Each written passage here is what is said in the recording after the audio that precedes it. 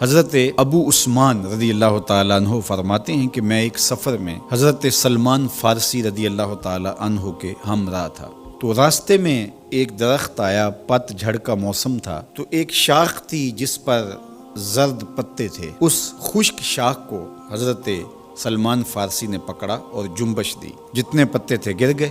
تو حضرت سلمان فارسی نے مجھ سے پوچھا کہ تم نے مجھے پوچھا نہیں اے ابو عثمان کہ میں نے یہ کیوں کیا ہے؟ تو میں نے کہا جی آپ بتا دیجئے کہ آپ نے ایسا کیوں کیا ہے۔ تو کہا ایک دن میں حضور کے ساتھ تھا، سفر کا عالم تھا، راستے میں ایسے ہی ایک درخت آیا، تو حضور نے اس کی شاخ پکڑی اور اس کو جنبش دی، جو زرد پتے تھے وہ گر گئے۔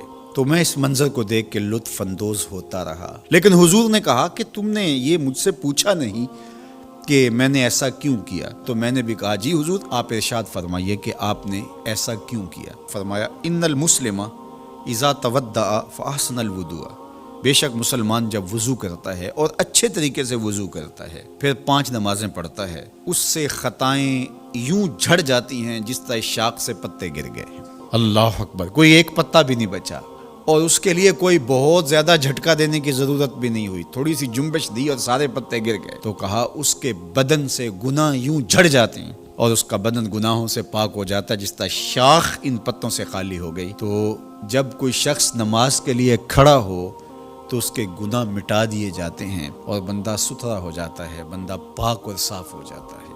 ہمارے بدن لتھڑے ہوں گناہوں سے تو کچھ گناہ تو وضو سے ہی نکل گئے، اور نماز سے بقیہ گناہ جاتے رہے، تو نماز پڑھنے کے بعد بندہ کتنا ستھرا ہو کے گھر لوٹے گا۔ نماز نور دیتی ہے، یہ چہرے کی چمک ہے، یہ دنیا میں بھی اجالا ہے تمہارے لیے اور آخرت کے اندھیروں میں بھی روشنی کا چراغ ہے جو تمہیں جنت کی طرف لے جائے گا اور جہنم سے بچائے گا۔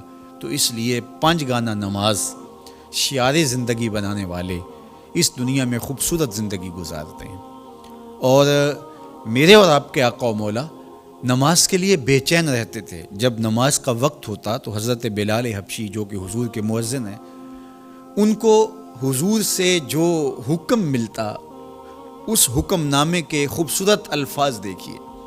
حضور فرماتے ارحنا یا بلال، بلال اٹھو اور ہمارے دل کو راحت پہنچا دو۔ اور وہ سمجھتے اس کا مطلب کیا ہے، اذان پکارنی ہے اور نماز کا وقت آئے اور حضور مصلی پہ کھڑے ہوں اور حضور کے دل کو قرار پہنچے۔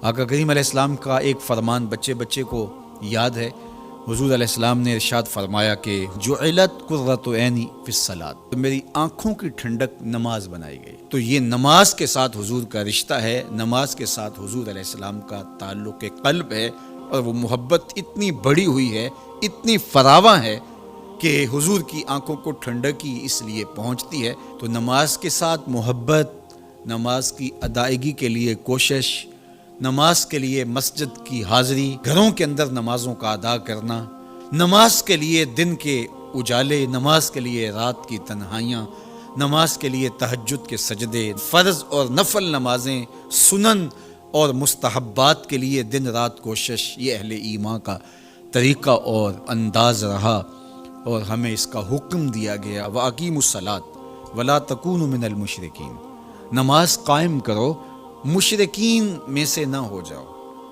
تو مطلب کیا ہوا کہ نماز قائم نہ کرنا، نماز نہ پڑھنا، یہ طریقہ مشرکین ہے۔